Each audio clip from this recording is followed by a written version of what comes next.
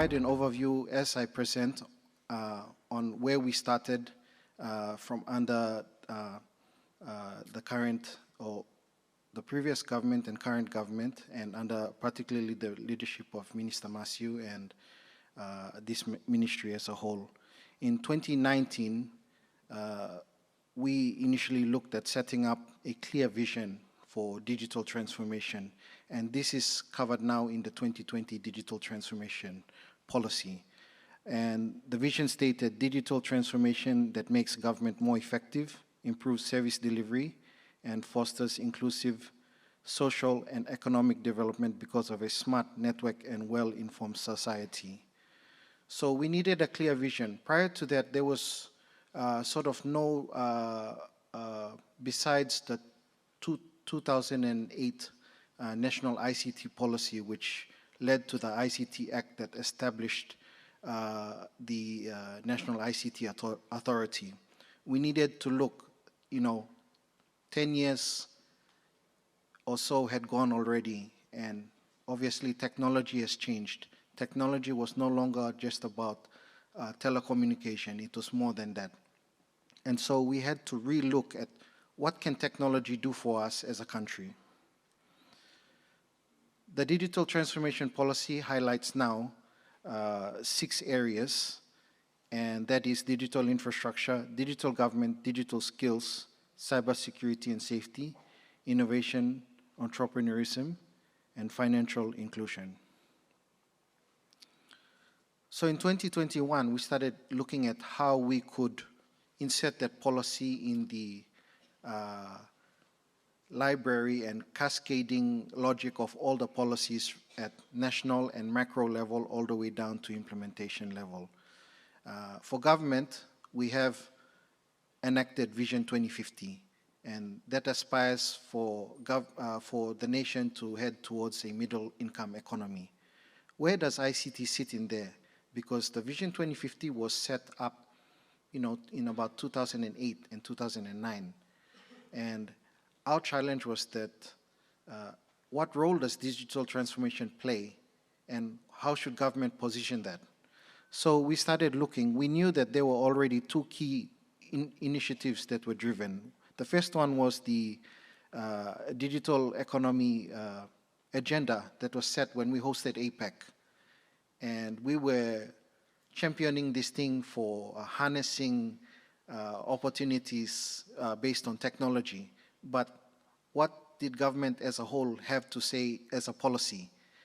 The second document, which was picked up when Minister Masiu came in and we immediately launched it, was the ICT Sector Roadmap of 2018, and that actually highlighted those pillars. So we took that and we transformed that into a digital transformation policy. You'll see on the diagram there, and we tried to link it up and say, okay, we need to now appropriately use that policy to inform relevant investment policies and development policies that government has, so that then we can realign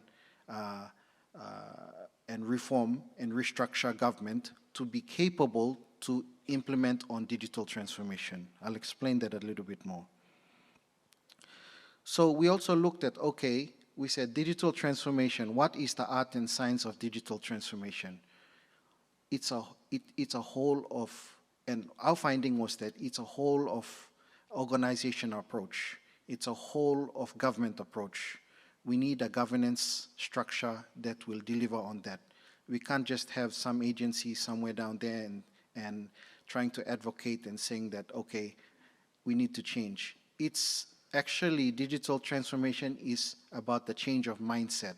So how do we do that? So we started developing a structure in 2022, and that's actually anchored. This is enforced in the Digital Government Act, which was passed last year. So we have a legal mandate now. We have a whole of government approach. And the next thing to do was actually now start looking at structure and a delivery mechanism, and now start looking at the technology. So fast forward to 2023, we started looking and saying, okay, how are we going to actually deploy a digital government? We need to organize ourselves. what have we been doing before, and what needs to be changed, and what do we need to do now? So we said, okay, we need to have a appropriate usage, appropriate framework in which we adopt technology. Technology comes, as we all know, when you look at your mobile phone, you're using your mobile phone, you're using an app, that's a digital service layer. But then it's also sitting and operating within your mobile phone, which is a piece of technology in itself. But then the app is operating through a telecommunication system, a broadband network system, which is a technology in itself. So you got layers of technology sitting on top of each other. How do we organize those layers? And how do we get to a point where we say, okay, this is how it's going to be, this is how we're going to adopt each layer of technology. So we said, okay, what are the objectives? First of all, we want a better experience. Second, we want a whole of government approach in the way we use technology. We don't want this agency adopting this, we don't want this agency adopting this, and then we find out that we've duplicated investment.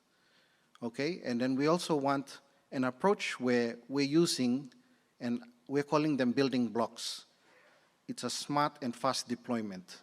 And I always think of when I give my kid the building blocks. With that same building block, he can build a car. He can dismantle it, and then he can build a house. He can dismantle it, and he can build something else. We need a building block approach with smart and fast deployment. And we also said that we need something that we can say, here it is, here's the Pacific region, all the other countries, you don't need to reinvent the wheel, take this. So without going into further details, I don't want to delve into all this, but we identified sort of 6 layers. The first layer being cybersecurity and governance. First, we need a framework, a policy on the technology. We need standards, we need regulation, and then we need a protection mechanism. So, because cybersecurity covers all layers of technology, all the layers. Okay, we need, at infrastructure level, we need a hosting and communications infrastructure. We want systems to be interoperable. So we want to centralize the interoperability. 3, we call them shared microservices, but that's what I'm referring to as building blocks. And then 4 and 5 is what the user sees on their mobile phone if they want to apply for an online service. 5, we put e-government portal because why not? And I always say that's like a Vision City. You go to Vision City, it's a one-stop shop, everything is there. Why can't we do that as well on the phone for all services? So this is just to explain, because I want to come down to why it's important for the building blocks and what that means for digital government innovation. If you can see the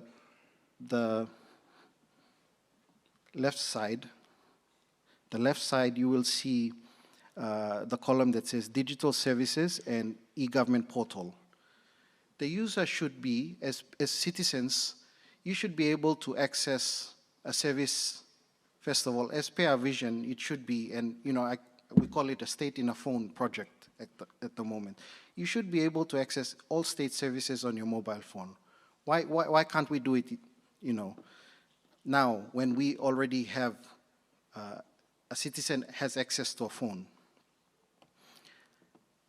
Each agency should be able to automate their process flow, digitalize it, and have their service available such that a citizen now can access it on a phone. Not only that, the Digital Government Act also says we should have multiple single window portals for foreign investors who want to come in and invest. It needs to be a single window between IPA, IRC, and sector-wide permits. If you want to get into the fisheries agency, the mining sector, you should be able to do all that in one single window, all the way down to opening an account, and then when you operate your business, to filing your taxes. So it should be a seamless approach. That's the vision right now. For citizen, I need to access social services. I need to be able to apply and renew my license, pay for my, traffic fees, if any, and I need to be able to access my superannuation. I need to be able to, access digitally my certificates and so forth. So this is how we structured, this is the stack, but it's vertically now. I transformed it into a vertical, and you can see from the left side, the citizen accesses. I put an example of the first ones that we're setting out to launch, which is the police clearance. And I should be able to go online, apply for a police clearance certificate, do everything online. Sign on, fill in my application form. The vetting process happens at the back end. And notice how we've separated everything. We're calling building blocks because they are core microservices that are recurring across all other agencies. For example, whether it's applying for police clearance or applying for a license, you will still use a payment service. You will still use an identity verification service. You will still use a bunch of other services which we're calling microservices.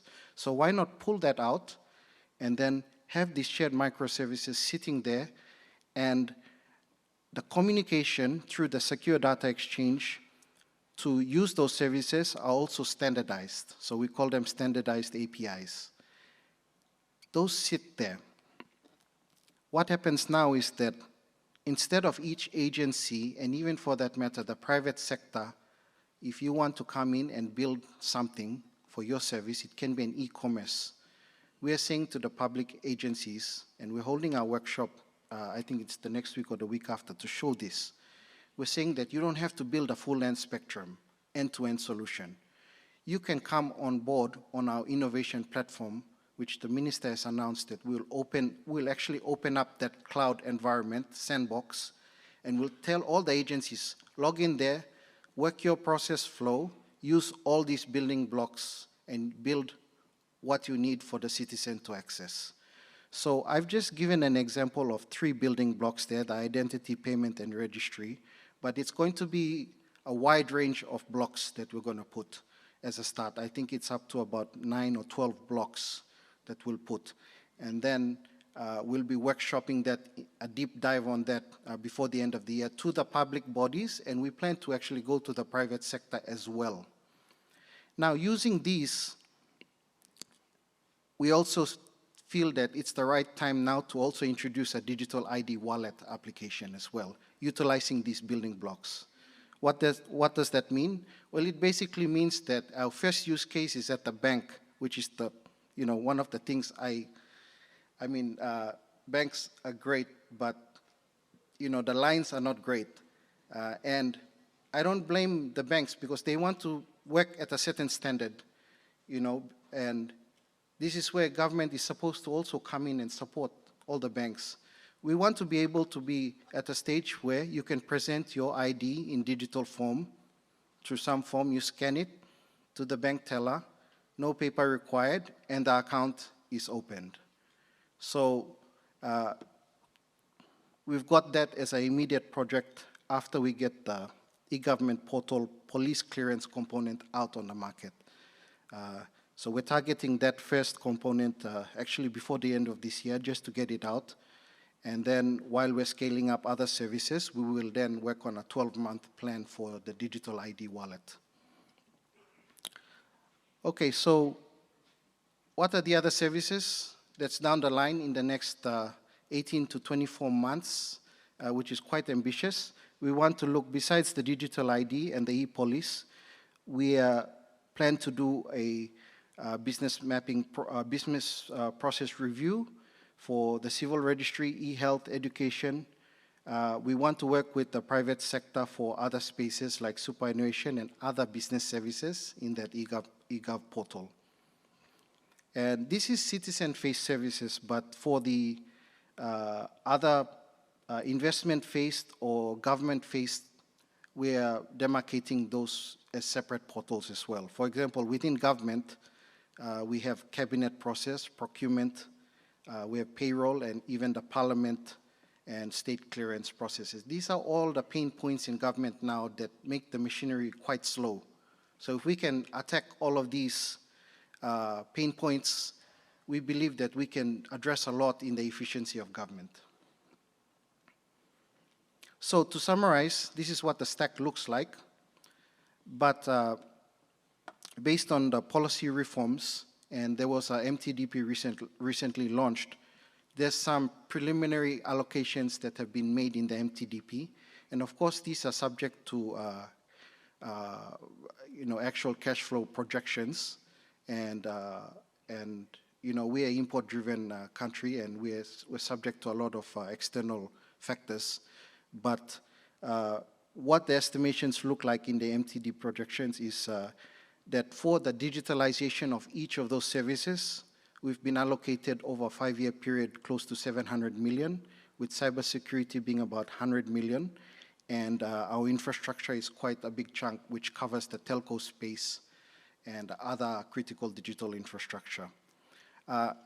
Generally speaking, digital government has been earmarked 3 to 4% annually in the budget. And this is the first time that this has been done for any other government in terms of earmarking something for ICT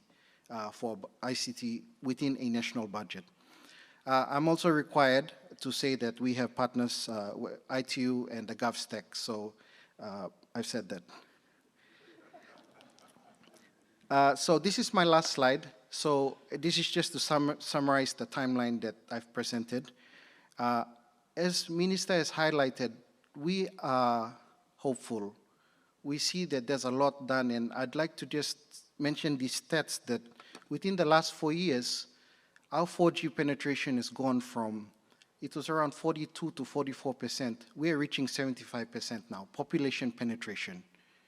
And with competition intensifying, we expect that it will bump up to over 80% by middle of next year. And of course, the last mile where energy is the issue, it's going to be more costly. But I believe that 80 to 85% is a good number, population penetration. And there's a lot that can be done with that 4G. And my minister always highlights that let's complete that 4G and make the use of that 4G before we talk about other things, and it's not to suppress innovation, but we say that let's make use of what we have now. So this is our timeline, and we're in procurement stages. There's a whole bunch of, I'm not trying to sell anything here, but I'm saying that we have a list of RFIs on our website.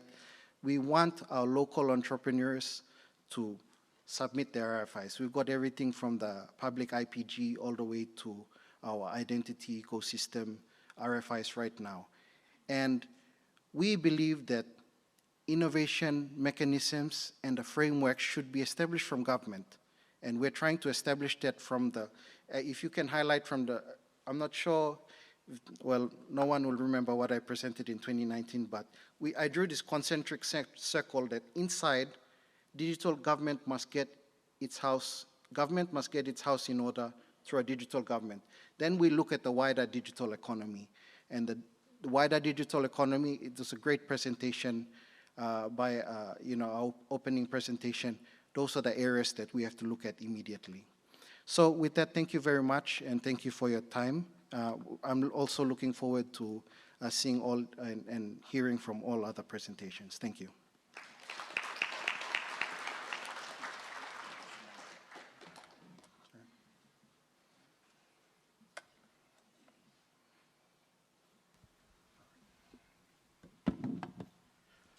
Steve, just one question from one of our participants here, this morning, saying, will there be cost implications or incentives for startups or tech companies, etc., to play in the DICT sandbox? Of course. Cost implications on us, but you can log in and use it. We'll put some rules and procedures around how you will access the sandbox. So procedures are being developed already. We'll get a manual in place. Minister has announced the 2nd of January. We want those, we're going to put the building blocks there. We're going to give you our challenges, and then we're going to say, come in. You may have an innovative idea, or you may have a commercial idea, we want to develop a process around that as well. An SME or startup may say, oh, I got this great e-commerce idea, I can use these building blocks. We're also going to put the building block specifications to be made public, so that then you can see and you can design on your own, or you can come in and say, okay, I'll work the process and logic flow in the sandbox.